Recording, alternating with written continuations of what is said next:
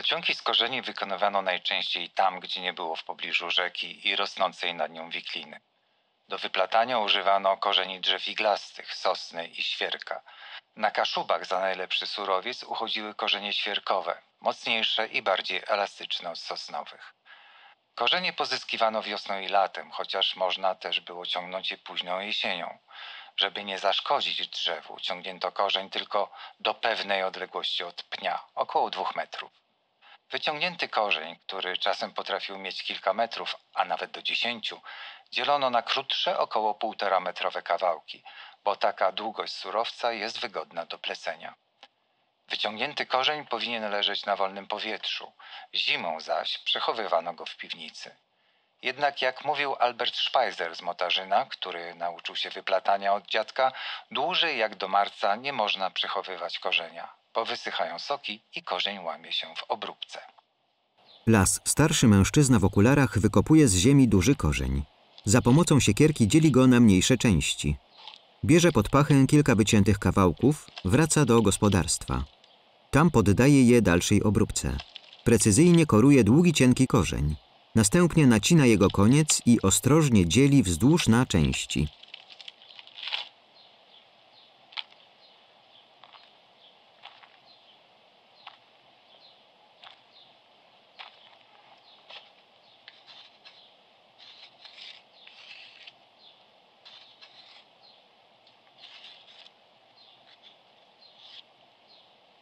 Siada na stołku przy płocie, starannie koruje jedną z części długim nożem.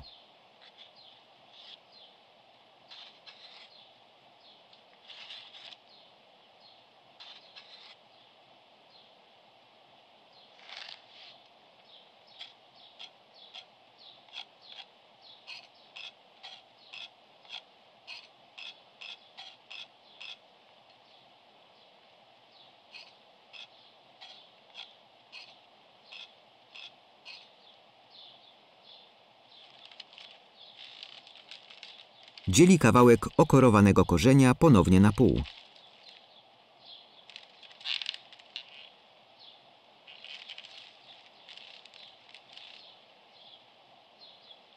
Korzeń po okorowaniu należało podzielić na pasma, co nazywano darciem korzenia.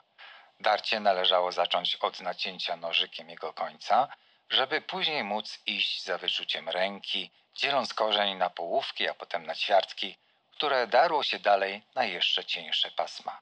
Wszystkie pasma darto w tym samym kierunku, uzyskując ich z jednego korzenia nawet kilkadziesiąt.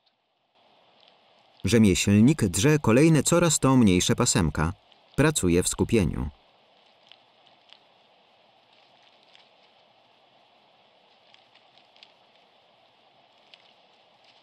Przygotowane cienkie i elastyczne pasma zwija ciasno w gniazda i wkłada je do wiadra z wodą.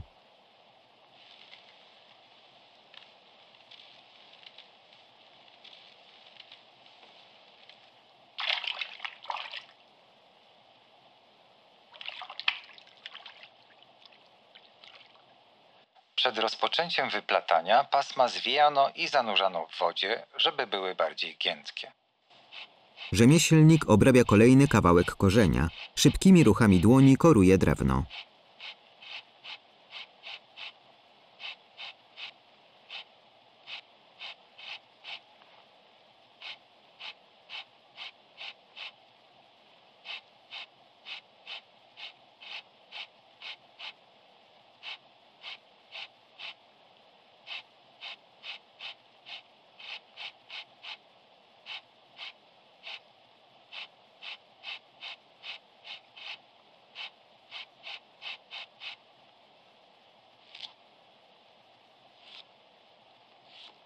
Wygładza okorowane wstępnie pasmo, ścinając nożykiem wszelkie nierówności.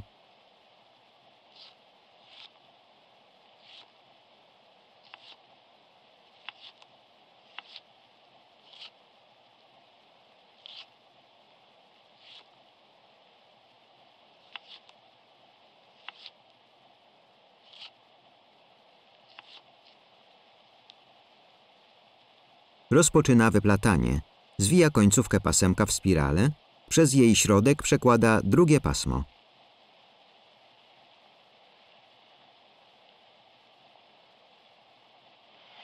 Powtarza czynność po wielokroć, tworząc prosty splot. Dokładnie zaciska sploty.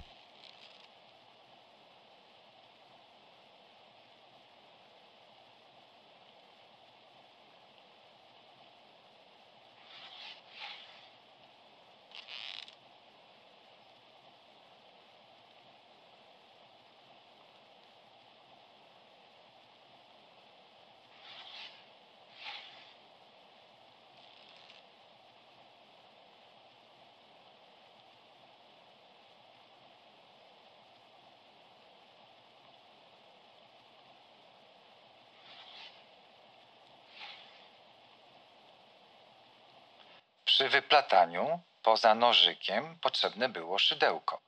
Narzędzie, które służyło do rozsuwania ciasnego splotu roboty, umożliwiając przeciągnięcie cienkiego pasma i utworzenie kolejnego ściegu w przeplocie. Szydełko można było zrobić z zaostrzonego drewnianego kołka albo też z grubego stalowego gwoździa.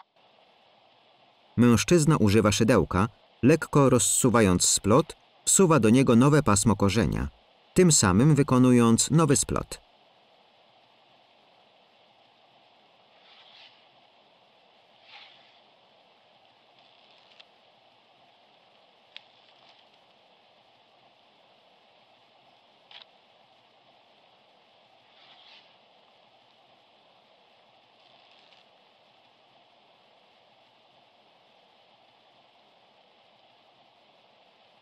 Pracuje metodycznie w głębokim skupieniu.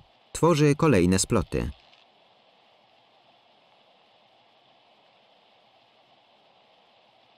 Mężczyzna wyplata niewielki, okrągły spodek, denko od miski. Odcina nożykiem wystające kawałki korzenia.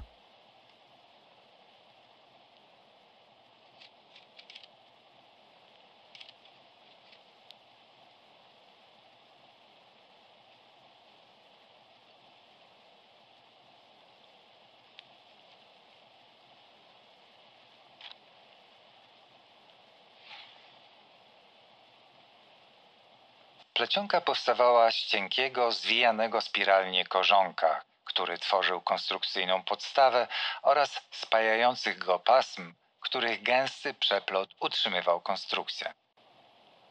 Rzemieślnik przeplata kolejne pasemka.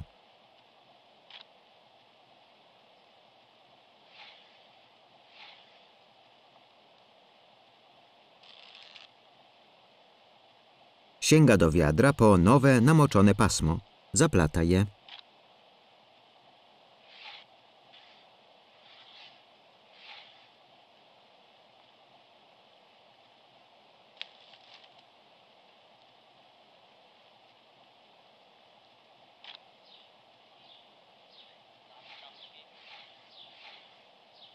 Odrywa wzrok od pracy, spoglądając z nad okularów w kamerę. Kontynuuje tworzenie plecionej miski, dokładając kolejne pasemka korzenia.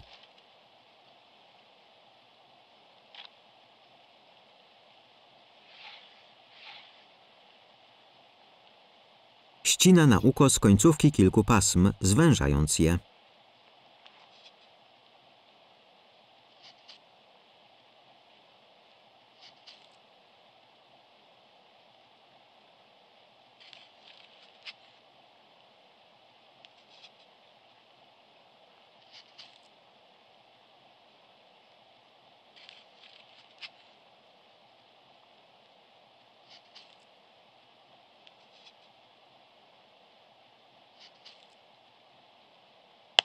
Pasma do przeplatania zacinano na ukos, aby zaostrzona końcówka łatwiej przechodziła przez szczelinę w splocie, otwartą za pomocą szydełka. Rzemieślnik przekłada długie pasma przez szczelinę w okrągłej podstawie. Zaczyna w ten sposób tworzyć ścianki miseczki.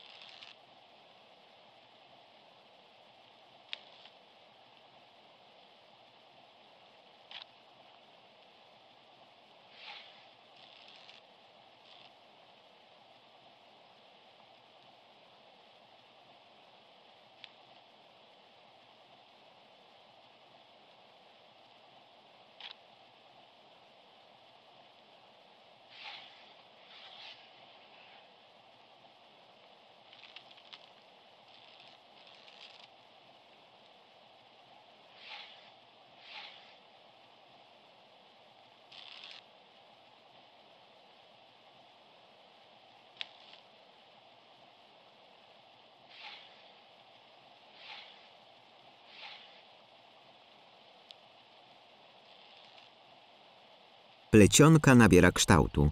Kolejne przeplecione pasemka tworzą rozszerzające się ku górze ścianki naczynia.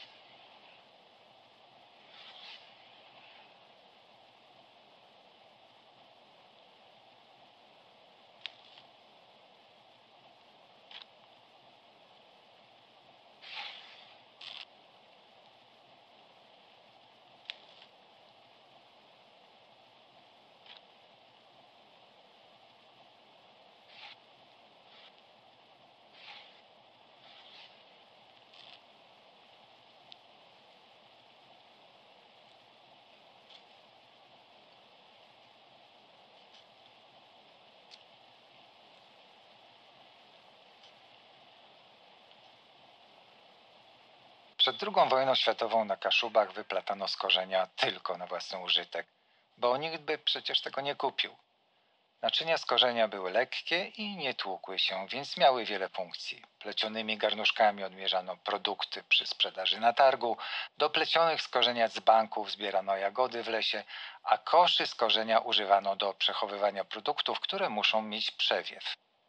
Jednak po wojnie przez wiele lat nikt już plecionek z korzenia nie robił, bo można było kupić blaszane garnuszki czy emaliowane dzbanki, które też były dość lekkie, nie tłukły się, a nadawały także do płynów.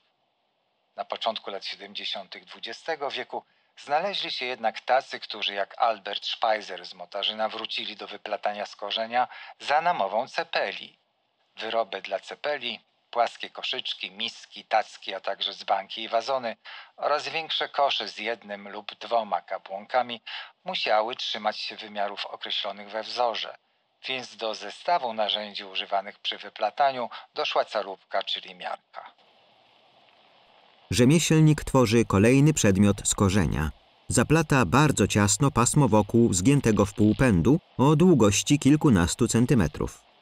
Powstaje prostokątna podstawa rozmiarem zbliżona do etui na okulary. Za jej pomocą mężczyzna odmierza długość pasma z nowego kawałka korzenia. Tnie go na mniejsze części.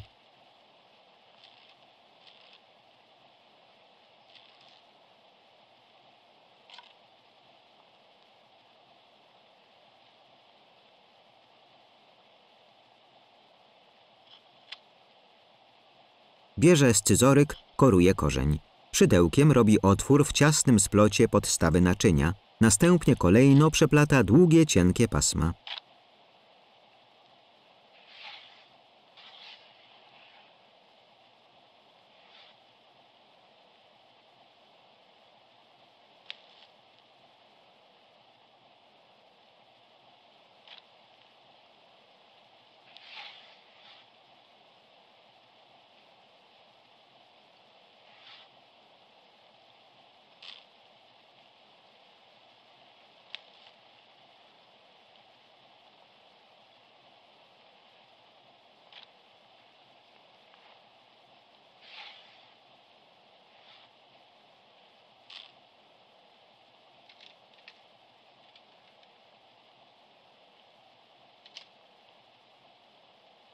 Starannie oplata podstawę, tworzy ciasne, precyzyjne sploty.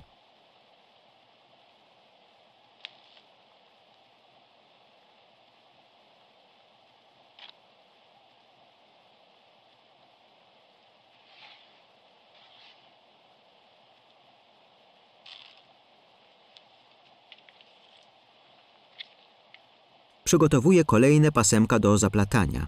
Kładzie na kolanach gotowe, bardzo cienkie i giętkie kawałki namoczonego wcześniej korzenia. Zbliżenie na gotowe wyroby rzemieślnika, miski, koszyki i dzbanki.